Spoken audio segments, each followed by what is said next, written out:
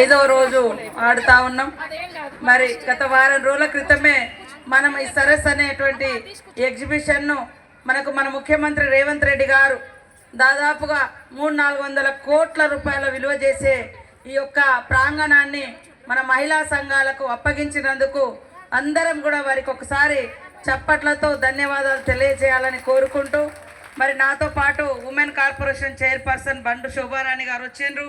అదేవిధంగా మా మెంటాలిటీకి, మా ఆలోచనకు తగ్గట్టుగా మరి పేదలకు దగ్గరగా, మహిళలకు దగ్గరగా ఉండి పనిచేసే అధికారి దివ్యా దేవరాజన్ గారు కూడా మన మహిళా శాఖకు, మన శాఖకు సెర్ప్కు సిఓగా ఉండడం కూడా చాలా మంచి పరిణామము.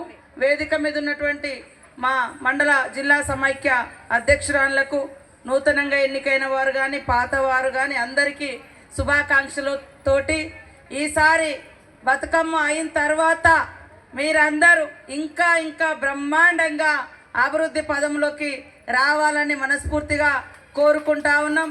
దాదాపుగా ఇప్పటికే మన ప్రభుత్వం వచ్చిన నాటి నుంచి 27,000 కోట్లకు పైగా మహిళలకు వడ్డీ లేని రుణాలు ఇవ్వడం జరిగింది.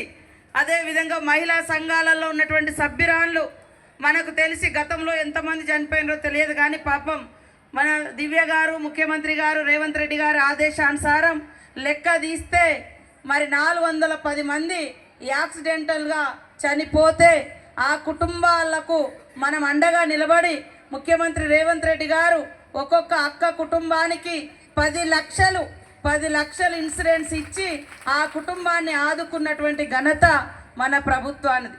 మనం చిన్న చిన్న వాటి గురించి ఆలోచించకండి.